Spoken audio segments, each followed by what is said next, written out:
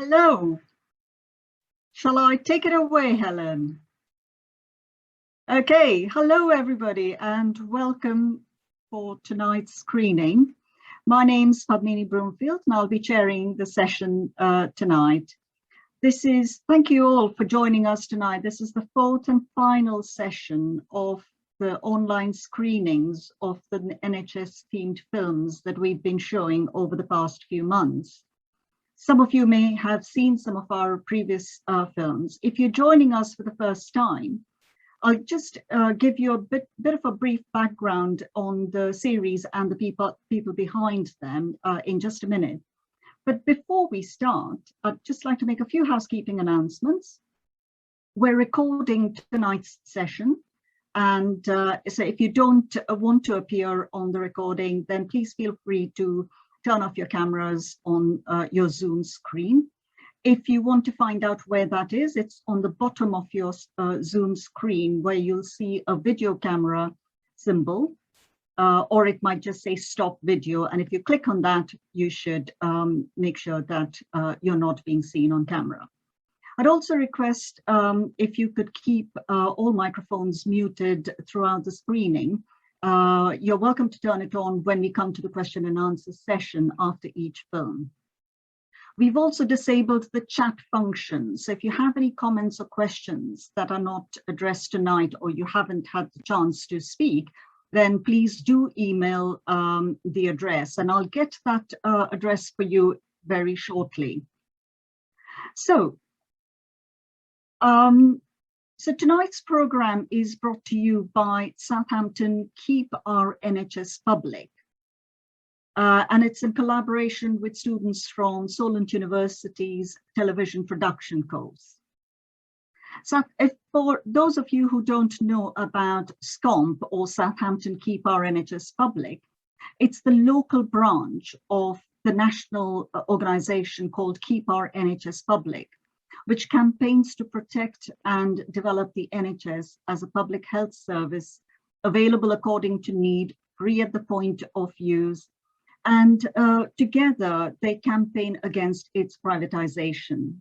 So we'd welcome you all to join our local branch, Southampton Keep Our NHS Public. Please do support it because they're doing a fantastic job in campaigning to keep it public and against privatization, and just to sort of raise awareness of the wonderful work that the NHS does, which we all want to support.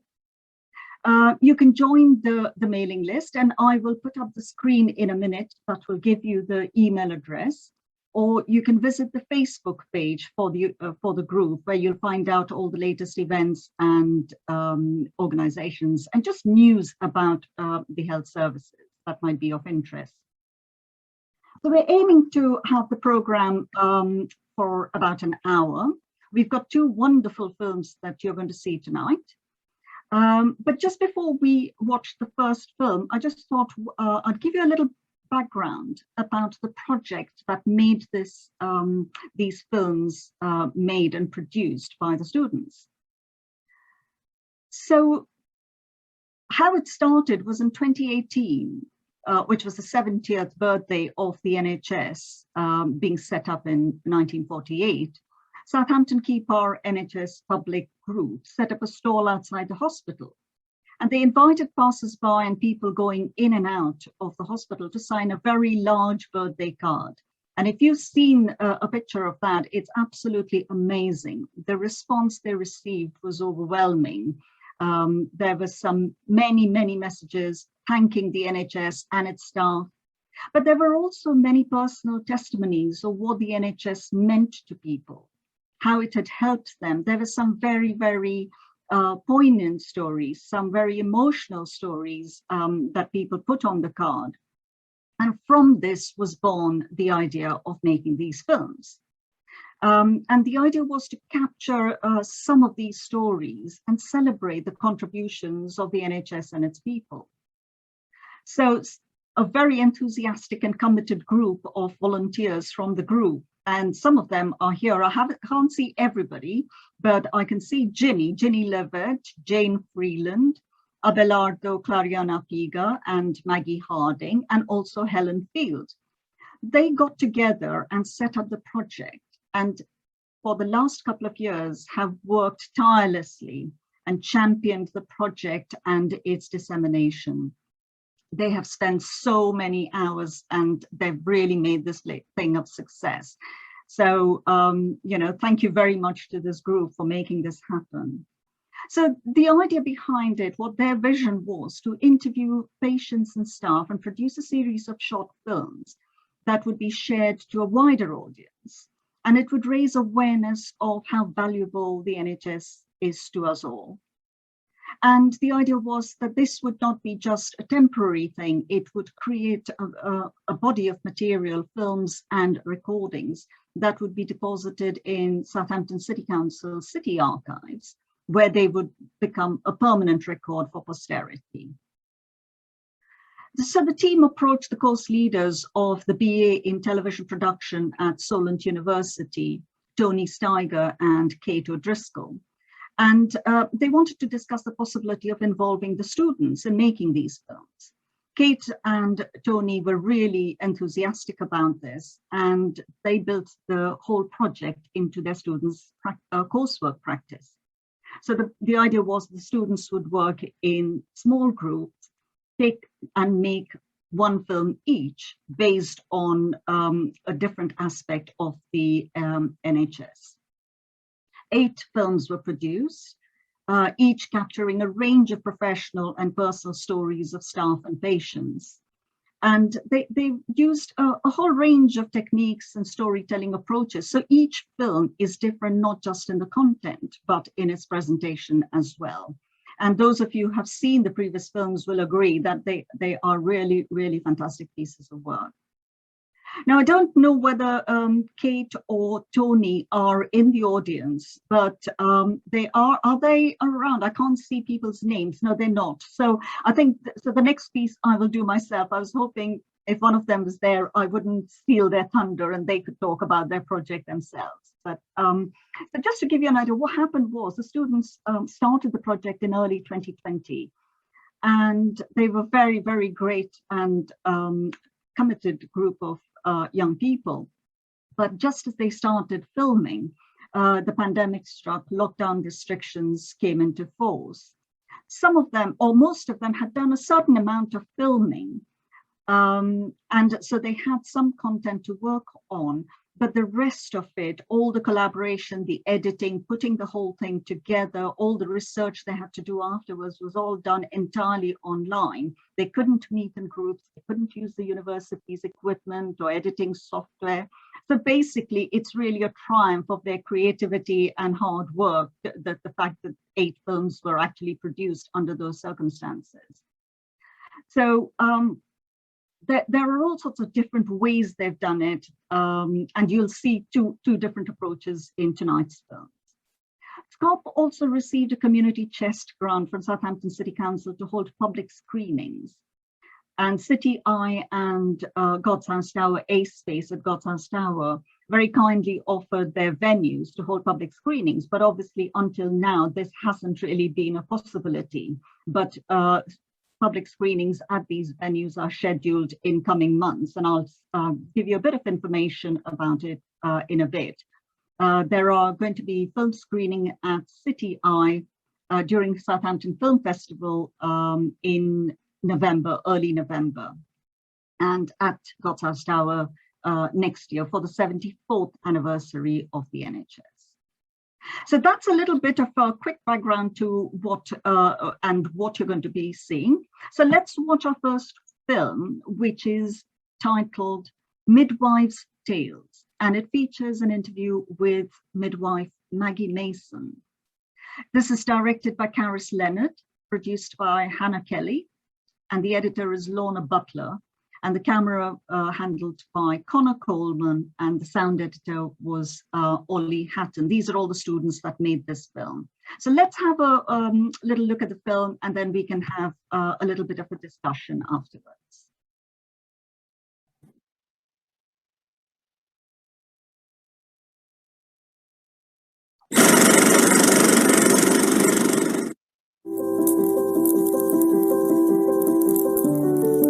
My name is Maggie Mason. I became a midwife, and that was in 1982. A day in the life. Really, I would say that I would talk about more in the community-based setting, because that's what having children is all about, isn't it? So you meet people in their own home. So I would be handed some notes and several sets of notes. You go to the house and meet them and take a history, get to know them, they get to know you. And because I worked on the Sure Start system, that meant that I would be with that family and for up to 28 days after the baby was born, and maybe a little bit beyond. Quite a long time that you're working with a family, and you're responsible for all their health education needs, identifying risks and assessing for that. As time passes, you become really more like a friend as well, in a way. I know you're not going to stay their friend because you've got other people that are going to need you, and it is really a wonderful experience. And all the whole family seem to accept you as well, and you accept them, the grandmothers and everybody, and it's just such a wonderful thing to see. And then the baby arrives, and then it's helping the mum and the dad, the new mum and dad, to get to know their baby and how they're going to feed their baby and help them with that. I can't say it enough. It is just amazing. And you can't go back and see these people again. You move on, and you often wonder where they are now and what are they doing, but that doesn't always happen.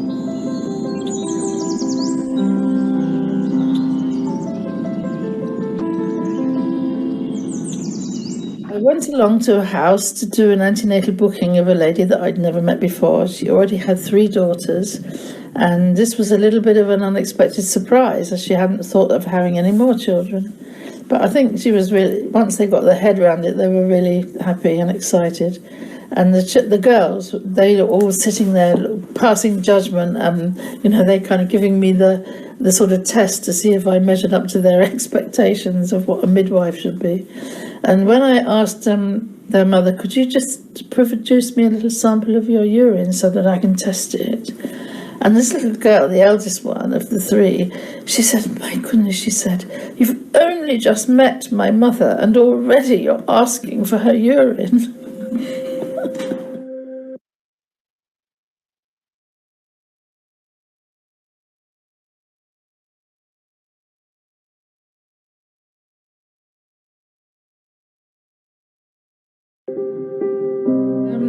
Of course, in midwifery, the sun can't shine on everybody's life all the time, and there are times when, sometimes quite unexpectedly, a baby succumbs in utero, so that it may become extremely distressed, and that despite all the efforts that are made by the team to try and have the best outcome, sometimes that doesn't happen, and you end up with a baby who's stillborn. And that is the most terrible thing that can happen. No matter what you do or how kind or how much kindness you show people and support them, the fact of the matter it will always come down to is that they have lost their child. In a way, it's like an art. I think it's a science and an art, being a midwife. And it's just an amazing job, really. I can't think of anything more amazing.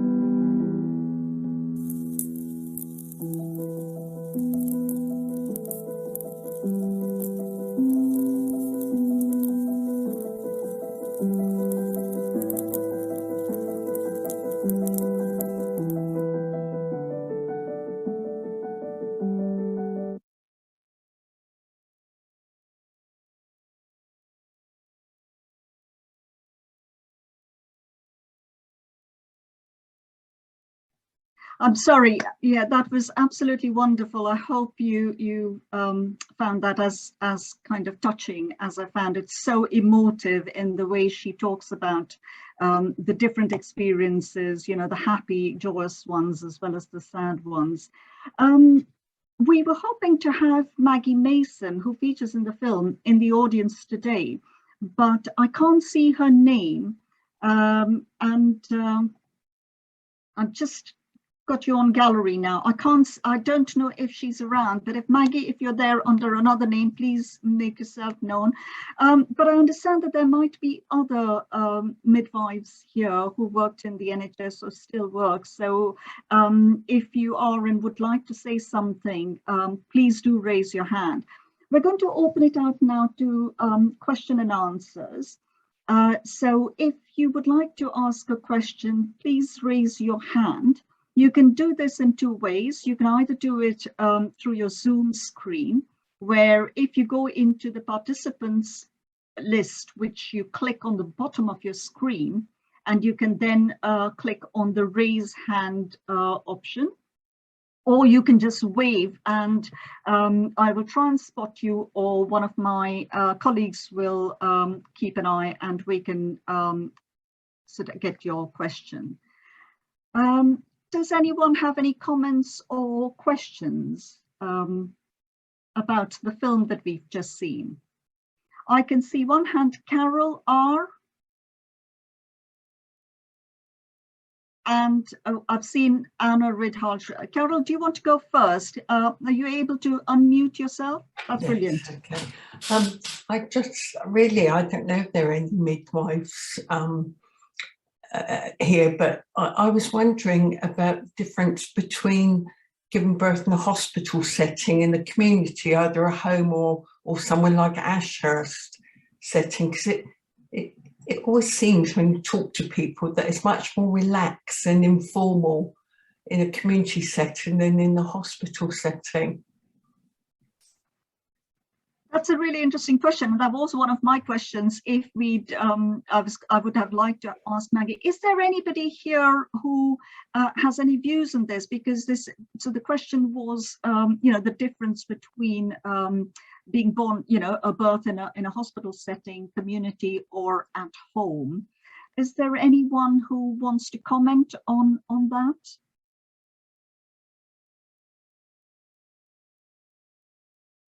No? Because I completely understand what you meant, Carol, because I've heard of people who've had home births and the midwives being present, and they've said that, compared to their hospital experience, they found that very relaxing.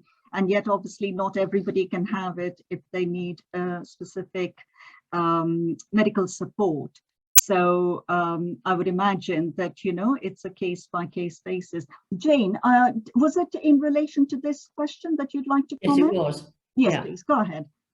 No, I was going to comment because, in fact, there was a time when there was a GP unit within the hospital. It was in Victoria House, which is now used for other purposes. Way back when my son was born, I had him there. And in fact, you had the best of both worlds, because you had the midwife coming to you in the community and looking after you all the time. And then you went into Victoria House and your GP was there also, and they looked after you as if you were at home. In my case, there were some complications, and I was quite quickly then able to be moved into the hospital facilities that were needed urgently because the baby's heart was failing and they wanted to deliver him quickly. So you had the best of both worlds. And Carol mentioned Ashford. I don't know whether that's something like an intermediate setup now. But one of the things I also noticed and wanted to comment on is that Maggie was saying that this long relationship of a month or so that she had, 28 days that she had, was under the Sure Start system. And of course, that Sure Start system is no longer in existence. And I get the impression that midwife relationships with their mothers are now much more fleeting. So again, it would be interesting if there were midwives here to comment. Hello? Oh dear. Yeah, I think that's a really good point also in terms of whether midwives now have more people on their books and have to care for more people at the same time than perhaps would have had to do in the past, where they could give more thorough. Is there anyone else who'd like to comment on Carol's question before we move on to, because I've seen someone else's hand up. So if there's anyone who wants to add to anything that Carol or Jane said, please wave. No? Okay, if you think of anything, you can come back. I'd seen a hand raised by Anna Ridhalsh.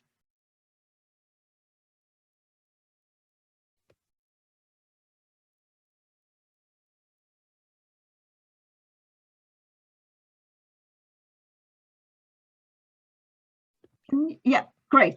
Hello, sorry about that.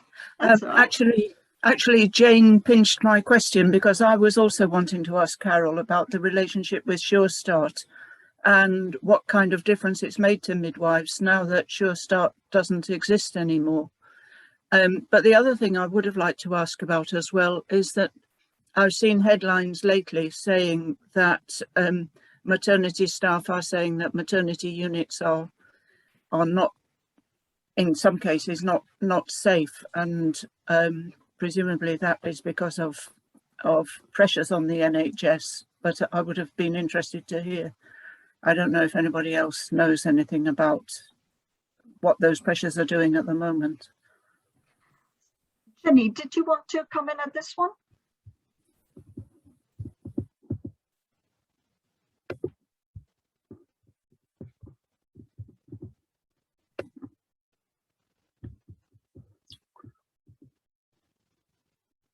Yeah, sorry, you have to help me unmute.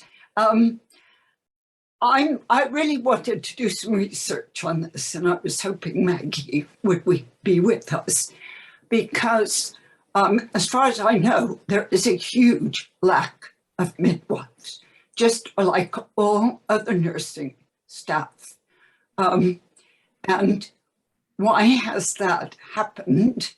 Is it because of the pressures? Is it just because people haven't gone into midwifery? But I think it's a huge problem. Is actually the number of midwives available. Again, if anybody knows differently, I'd be glad to hear. Helen.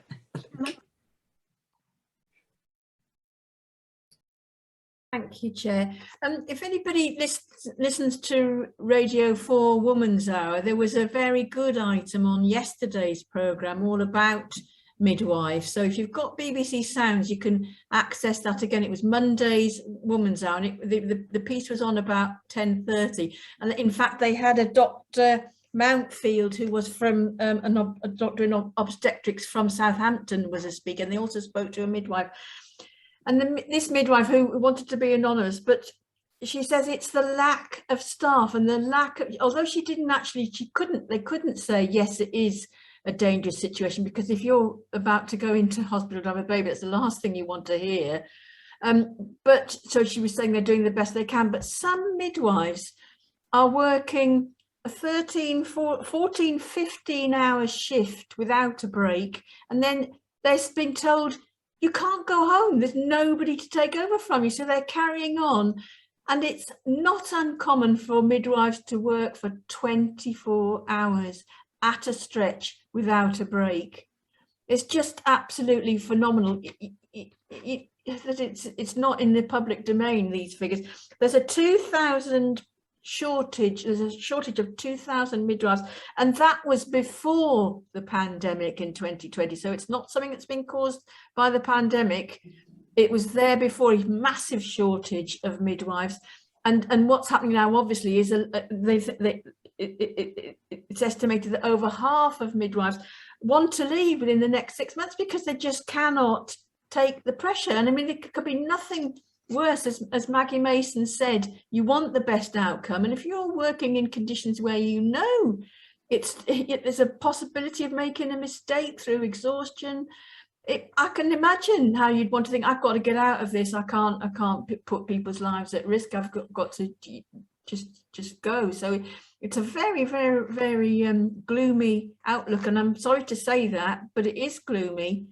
I'm hoping that tomorrow there might be something with the restrictions lifted on the public sector pay, that perhaps a decent pay rise would go some way towards helping midwives and getting some new midwives to start training. One of my neighbours, who I hope would come tonight, her daughter's just a new midwife. She's in her 20s, and already she loves the job, but she's exhausted. The conditions are just really, really tough. So I think we've got to keep on writing to MPs and talking to people about it, let people know. And it's worth trying to catch up on that Woman's Hour piece yesterday. because I mean, at least that's one way of getting it out into the public domain. But you know, the fact that they're doing a shift and then being told there's nobody to take over, you've got to stay. It's awful. But anyway, in fact, thank you, Padmini. Thank you. No, thank you, Helen, for that, because I'm sure that, you know, many people here would like to catch up on that, and also the statistics. I mean, you know, they're not surprising, but still very, very scary to know, you know, about the shortages. And even if there's a pay rise, it's not going to happen very quickly, is it? I mean, you know, training takes time. It needs time for people to get into it. So, you know, a few pennies here and there flung reluctantly, isn't it? So, which is even more reason for everybody to please support the Keep Our NHS Public, Southampton Keep Our NHS Public. Thank you, Helen. And if you look behind Helen, that is the address. So please join the mailing list. And it's skeepnhspublic@gmail.com. So please do join the mailing list. You'll find out more about their work and be able to attend other events that they're planning. Are there any more questions, comments on this, the first film, before we move on? Right, okay. So I think we'll sort of then collect any other general comments for the end of the program, because I'm sure that there are all sorts of other things people would be interested in talking about. And we're really sorry that we couldn't actually speak to Maggie, because you know, it would have been fascinating to find out from Maggie. But that was really great. Okay, so our next film is going to be the second film we're going to watch in a minute is entitled Thank You NHS, Alan's Stories, Memories of Growing Up Before the NHS Was Launched. And this features the story of Alan Dennett, who talks about what it was like in his childhood as he was growing up, when there wasn't a free NHS and his parents had to pay for things. You will hear about it. The student team that made this film, our director was Daniel Brooks, produced by Tom Smith, the camera was by Alex Major, and the editor is Patrick Shah. So we'll watch the second film and then have a little discussion at the end.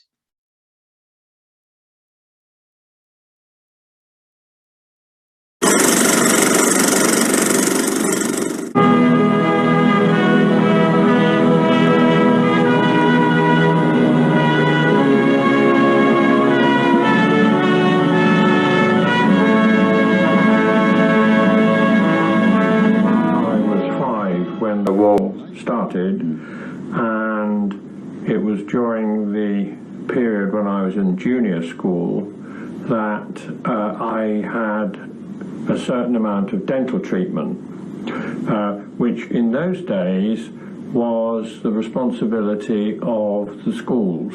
Some of us are careless. Here is a girl of 17 who has lost many of her back teeth. Her front ones are decaying and will have to come out soon. In my case, actually arranged to straighten a tooth which had come out at a wrong angle. And in those days, of course, extractions were often performed under total anaesthetic. And I can still taste the sickly taste in the back of my throat as the dentist put this mask over my face, and I just went under. Now my parents, on the other hand, decided that because of the costs involved in dental care then, they would have all their teeth removed in their 50s, I think it was, and replaced by dentures. And I can still see my mother sitting at the fireside after returning from the dentist, where she'd been heavily anaesthetized, and all she had now was bleeding gums. For those who can, and these are the majority, patients come to consult the doctor at his place of work, his surgery. And the daily routine of every general practitioner starts here.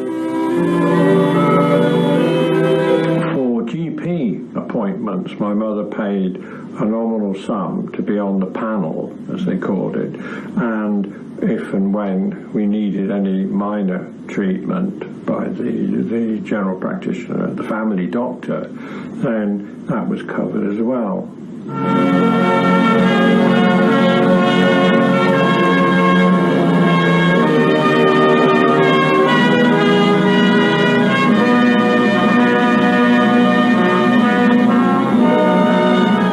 1948 saw the start in Britain of a great social experiment, the National Health Service, a state medical service which everyone in Britain is entitled to use.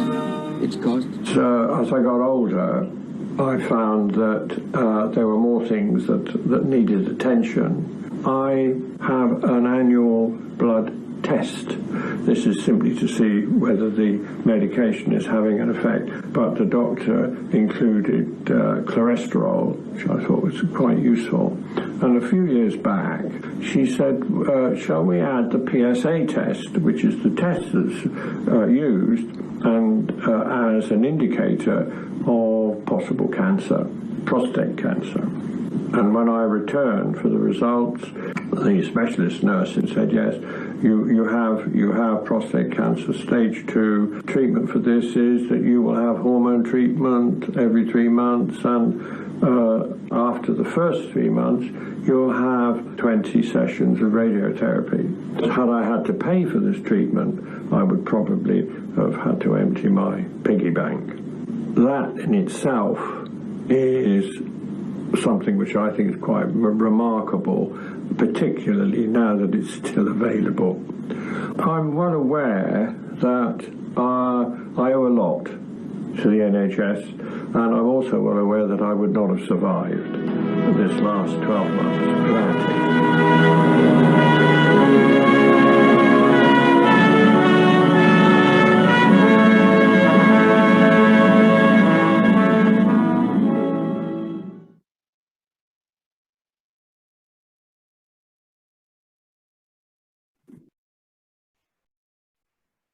Thank you. That was wonderful. That was really, really very, very interesting. That's great. Thank you. We're really delighted that Alan, who features in the film, is here with us today, and as is Patricia, who featured in the program, the film. Yeah, hello. Lovely to meet you both. And I just wondered before, Patricia, for those of you who weren't at the last screening a few weeks ago, Patricia featured in that film.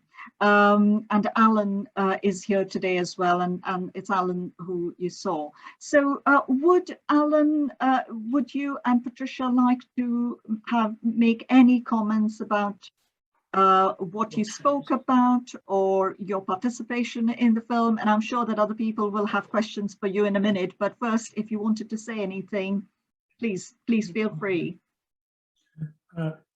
Well, I was well aware after the war that in fact there was considerable concern about public health, particularly in terms of malnutrition amongst the child population. And in the late 30s, the government produced a very weighty commission, a very weighty report on the health of the school child. And it was as a result of that report that a lot of malnutrition amongst, particularly amongst children in large industrial conurbations, was revealed. And it became quite apparent at that point that there could be a time bomb in terms of public health. And so there needs to be some sort of initiative. Unfortunately, the war started then, but as a result of that, we had free school milk, and we also had inoculations. The first one I had was against diphtheria, which at the time was much feared because it usually proved fatal, and the symptoms were particularly distressing. So that there was the move towards a public service then almost as a basis for what happened afterwards. And it was, in many senses, a pragmatic move rather than a political policy. But of course, when the thing really got going, it was clearly the right moment for Norrin Bevan to campaign for a public health service free at the point of delivery, because otherwise large numbers of people and children would have died or would have had very poor life chances. Thank you, Alan. You've just sort of explained just how lucky we are today to have what we have, because you've seen what it was like before, and the story you talked about, your parents, your mother having to extract her teeth and have to pay for some money towards a panel, and that kind of just meant that you could get treatment if you could afford it, and otherwise bad. I think before we sort of get Patricia's views as well, did anyone have any questions or comments on what Alan has just shared with us, either in the film or when he's just talked about various things? Would anyone like to say anything or ask a question? No? Well, before we go on, because I've got a few questions, but I don't want to take advantage of the fact that I'm in the chair's position to ask my question first. So while people are thinking about it, Patricia, would you like to say anything about your involvement in the film? Because we saw you last time talking about the treatment that you've received over the years and what it's been like for you. Yes, because we are historical, we're both in our 80s, and the eldest year, or wherever we go, we know how lucky we are to have such a good quality of life and to be cared for so much. Mine was the eye treatment, which without the NHS, as I said on the film, I wouldn't be able to see you tonight, for instance. And it's just so wonderful, especially for a child. I was a child in a very deprived coal mining area in South Wales. And Nye Bevan was also from the same area, so I identify so strongly with the NHS and all the wonderful work now you are doing, you and all the people that are here tonight in Southampton, to support the NHS.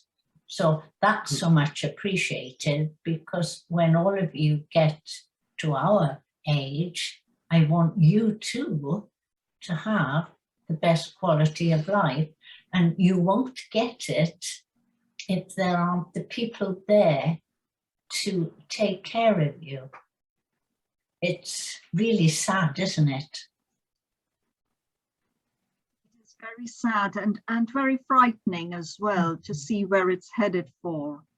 And also, yeah, the deprived children now, parents going to the food bank, which can be demeaning because they can't put a meal on the table, and that gap is widening between the poor and the rich, as we all know.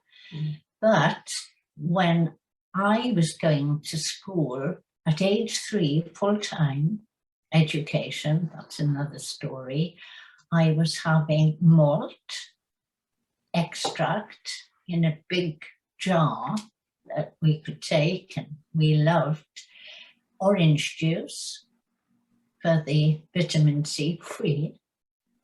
Also, 1/3 of a pint of milk, and in the afternoons, if there was any milk left over, all the kids wanted a second bottle. No, I mean, that is a very good start. I know it's not Sure Start and, you know, the developments that the children have had since then, fortunately, but it was really important in my childhood then.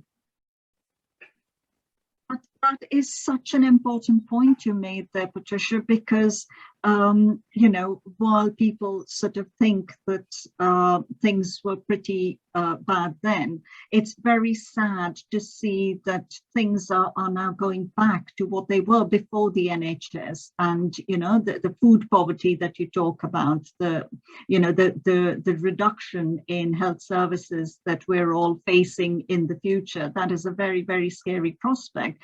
And very sad that it's going back. You know, people worked for decades to make the NHS what it is. And to see it sort of being decimated like this, it's just incredibly sad. Are there any questions? Because I've got a few questions for Patricia and Alan, but if there, John, I can see, did you raise your hand? Yes, please go ahead.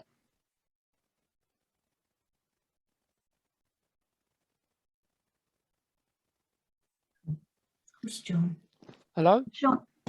Can you hear me? John. Yeah, I was born in the middle of the war, but I could still, my first memories was taking a trot with my mother to get her corns treated. You know, these suffered terrible, and she used to pay, I think she used to pay about sixpence or a shilling. But it used to be her only relief. But the other great turnaround I remember was cleanliness. We used to call her Knitting Nora. She used to come round the school and, you know, put this special comb through your hair and check that you didn't have fleas.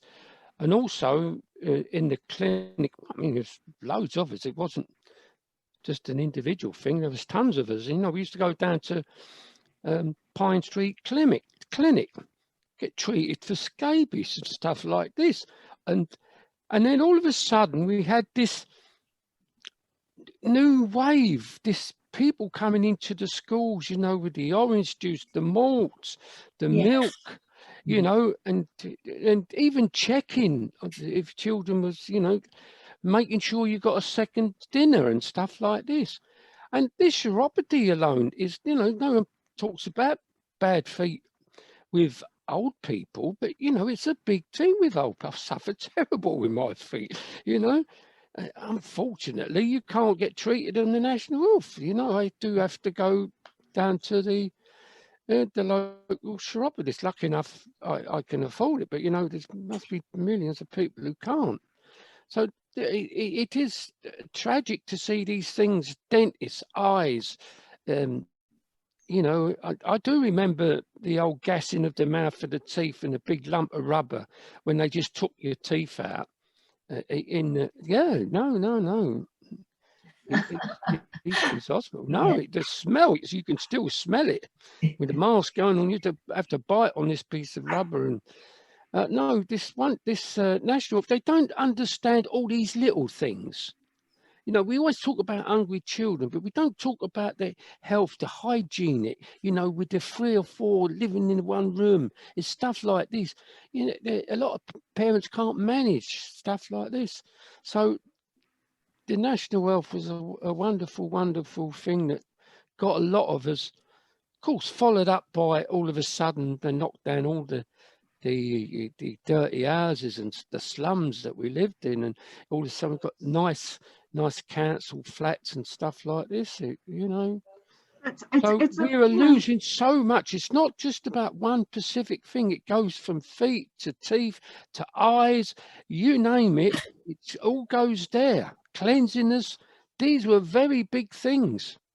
And they were all connected, because what you're seeing is that the whole thing was connected, and whereas now things are getting fragmented as things are being, you know, the budgets are being cut, so lots of things can escalate. Jane, I think you've had your hand up for a bit. Did you want to comment? Yes. It was Alan's story about the full teeth extraction that reminded me. My father was a dentist, and he died in the Wool Conservative. I mean, that's the family that I grew up in.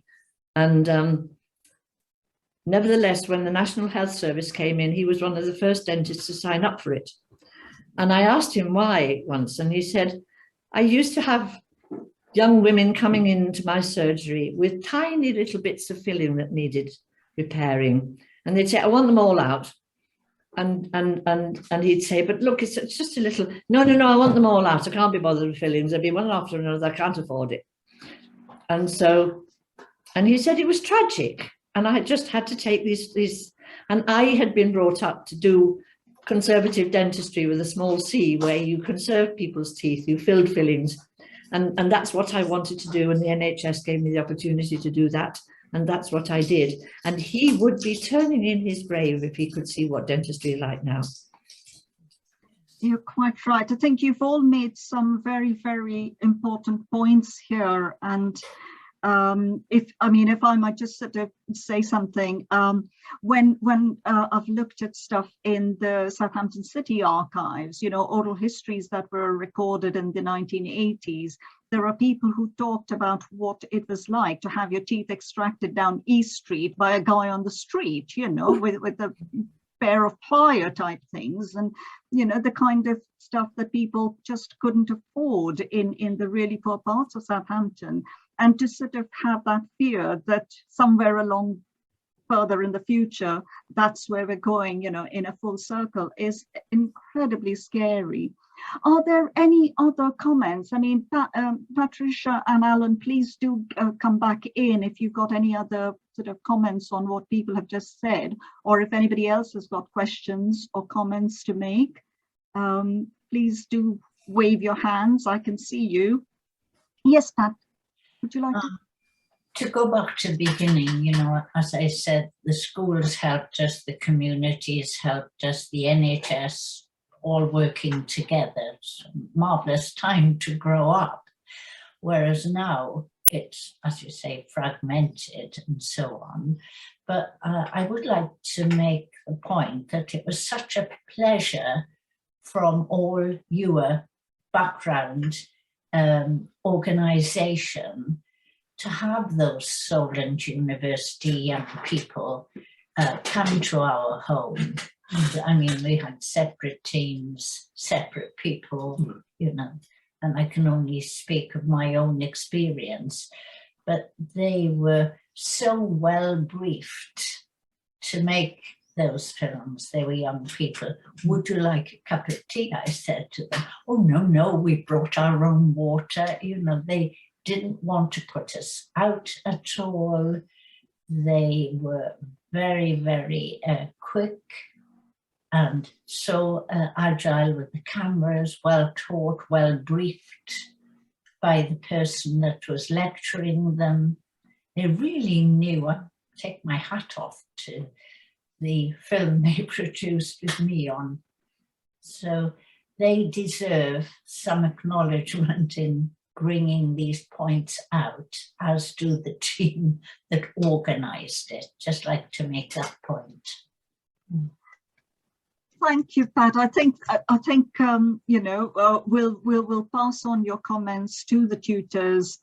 Jenny is in contact with them, and we were hoping one of them could make it today, but we certainly will pass on your comments. And that was one of my questions: what it felt like for you to be telling that story. You know, to sort of go back and think about the kind of things that you spoke about in the film, and I'm really pleased that you talked about that experience. Alan, how did you feel about telling your story to the students? Well, I thought that they handled the sessions quite professionally, I thought. And I felt that the things that stood out in my mind, I was able to express. There were other things I could have added, but I think they really got to the nub of it. The fact that what I enjoyed was, what shall I say, a tremendous privilege to have my health cared for. I have to say, I never felt deprived even beforehand. It was not something which I was encouraged to think, or in fact, I don't know of anyone who thought we were badly off.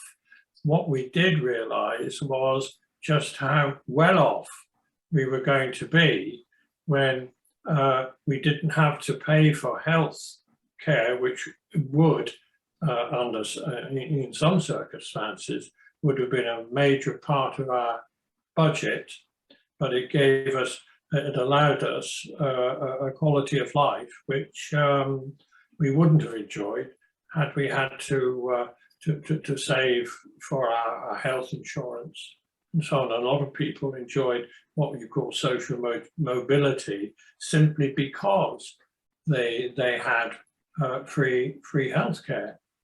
And I think they put the right questions to me. They obviously had done their bit of reading. Well, you could tell from the clips that they'd come up with quite a lot of archive material, which was very much to the point. So I thought that was well done, really well done. Thank you. I think we'd be delighted to pass your comments on to the tutors and through them to the students. But when we met the students, they were incredibly enthusiastic and they themselves felt very strongly about saving the NHS. So each of the films sort of comes through. And also the fact where you said they did the research. Unfortunately for them, afterwards, it was very difficult for them once the lockdown started, so they couldn't do any more. But I'm really pleased that they'd had time before they met you to do a bit of research in the local archives. Helen has put her hand up first, and Ginny. Helen, do you want to go first, and then Ginny? Thank you very much, Padmini. And because there's three people here tonight who featured in the film, so there's Pat and Alan and Jane as well. And you know, it's lovely to have them in the audience. I'd just like to point out that those students were 19 as well. They were second year film production TV students, and I just think it's so professional what they did. They're graduated now and hopefully working in the film industry. They're obviously very talented. I just wanted to say that there's a few people's faces here and names who I don't know, and I think it would be so good to keep in touch. I'm not asking people to get involved, but just to keep in the loop of communication. So I've put the SKeepNHSpublic@gmail.com. I put it in the chat. I don't know if the chat is working. I don't know. Let me write it in there. But please take a note of that email address if you're not already on our circulation list. It doesn't commit you to doing anything. It doesn't cost money. It's literally just communication. I'm a firm believer in communication being key. We keep networking, we keep in touch with each other, and that's how we will make a change. On our own, we just isolated, but grouping together, we've got a small group, but it's a very, very, very vociferous and active group. So do please get on our mailing list if you're not already. Thank you. Thank you, Helen. That's you know, please do support, and you know, just keep up with what's going on, because you know, then if you want to get involved actively, feel free, but if not, at least just find out what's going on, because you'll find out a bit more about such screenings or films and other events or talks. Jenny, you had your hand up as well.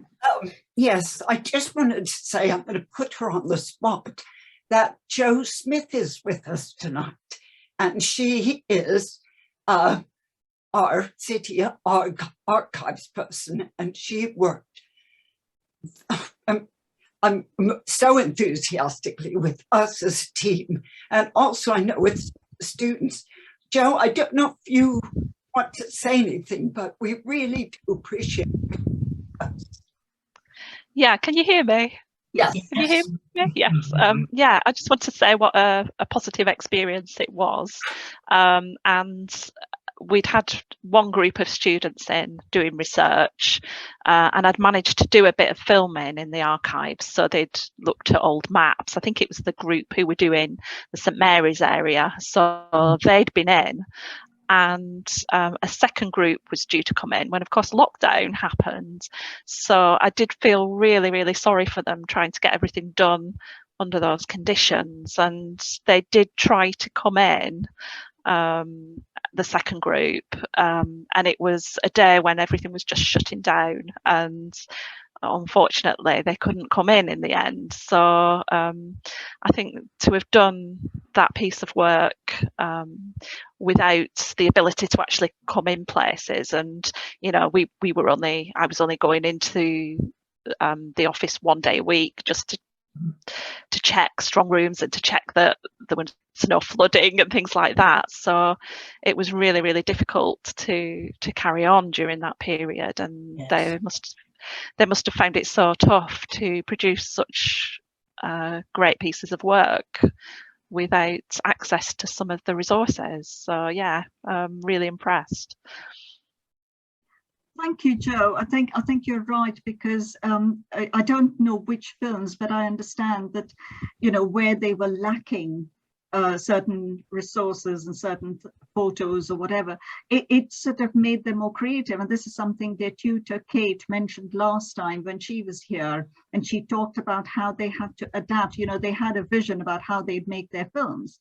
And because of the conditions and, lack of access to all sorts of things, or even additional filming, they wanted to go and do other filming elsewhere, and many of them couldn't. And so they just came up with creative solutions. And if you don't know this, you don't notice it when you're watching these amazing films, to see how young people have just sort of, adapted to the situation and yet created such wonderful films. So I think they've done a brilliant job, and I'm really pleased that Alan, Pat, and Jane, and the others who've taken part in it and featured in the films sort of found the experience really good experience as well, because it works both ways for the students as well as for the people who take part. I think it's really important that you get the chance to tell your story, but also sort of see yourselves featured. Are there any, I'm aware of the time moving on, but before I move on to the next bit, are there any questions, comments? Jane?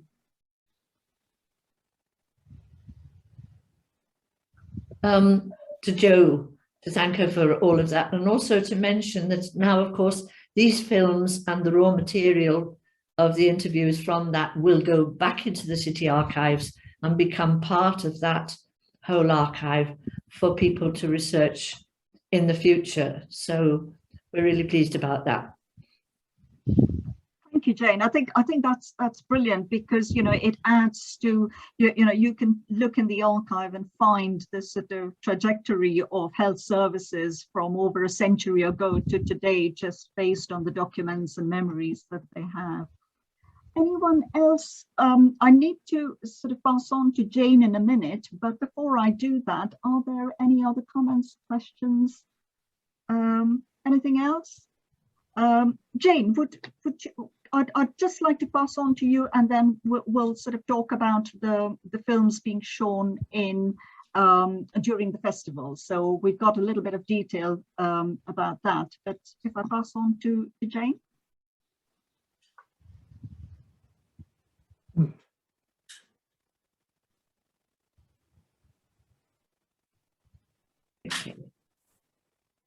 Right. Yeah. It took a while to unmute me. I think I'm supposed to be saying thank yous to everybody for all the various things. I think we actually have a list, do we, Joe, that we can display as well, so that people can read what I'm talking about as we go. Yeah. So I mean, there's so many people, and there may be some here that aren't mentioned. But first of all, there's at the top here is the group of us who formed the film group. We became known as the OHP group, the Oral History Project group, and that includes Tony Steiger and Kate O'Driscoll and the students at the TV production course at Solent. Then there's thanks also to Padmini, who, as well as chairing tonight, acted as oral historian with the students and gave them an extremely good briefing on the ethics and some of the techniques of conducting oral history in such a way. And I think that that showed tremendously in the way that the students got the stories out of those of us who took part. Thanks also to Joe Smith, the City Archivist, whom we've just been talking to, Southampton City Council Community Chest, and Joe Hughes in particular, who helped us a lot with our application, who eventually gave us a grant from the City Chest of £2,500. Much of that is going to be spent on screening the films in proper venues, City Eye, God's House Tower, and various other places around the town. But obviously that was stamped on a bit by the pandemic, and we've had recourse to this virtual screenings instead, which actually have been quite an interesting adventure. To Dan Crow Airspace, God's House Tower, whom we'll be working with later on in projecting, I think next year, when there's a plan to project the films as part of the 74th anniversary. Thanks also to all the people who volunteered to be interviewed, Alan and Pat, who were here today, many others, Maggie Mason, whom you saw, all kinds of interesting people who've displayed themselves, been displayed in the films, and who've given all kinds of extraordinarily interesting perspectives on the NHS, from Beverly, for instance, who came as a Windrush nurse, and Bhaskar, the surgeon whose film we saw last time. Thank you to Helen Field and to Joe Dukes for organising the Zooming sessions so professionally and making it all happen very smoothly. And thanks finally to all of you who've come along and participated and watched the films. I hope you've enjoyed them and made your comments, which I think have been really important for us to learn from. Thank you.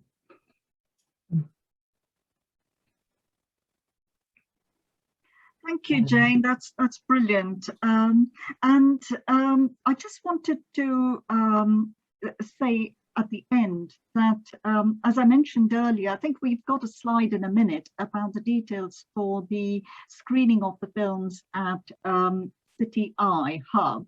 And City Eye Hub is in the John Hansard building in the Cultural Quarter.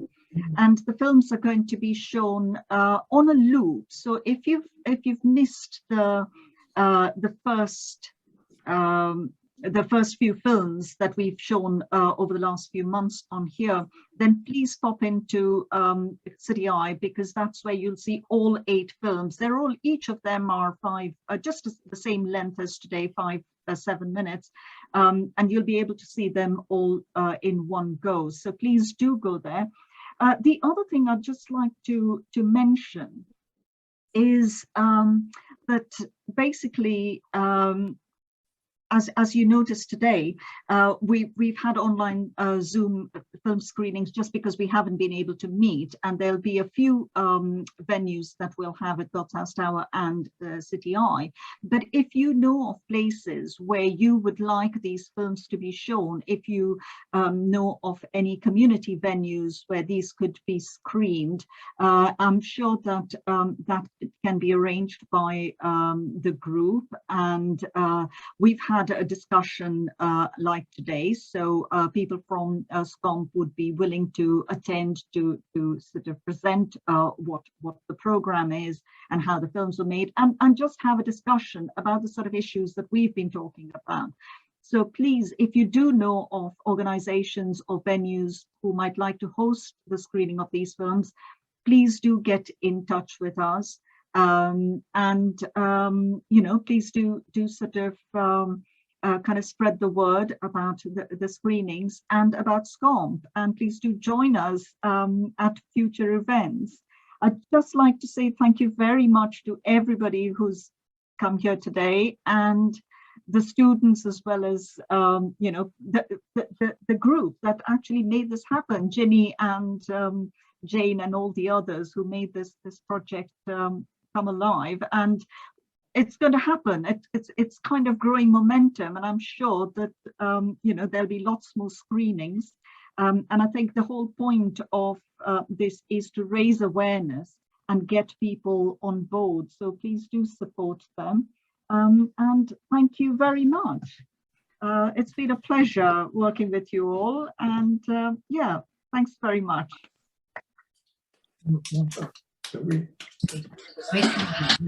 Hope to see you again at the next ones. Was there anybody, is there any, Jenny, did you want to add anything? Anyone else? Helen, did you need to? No? No?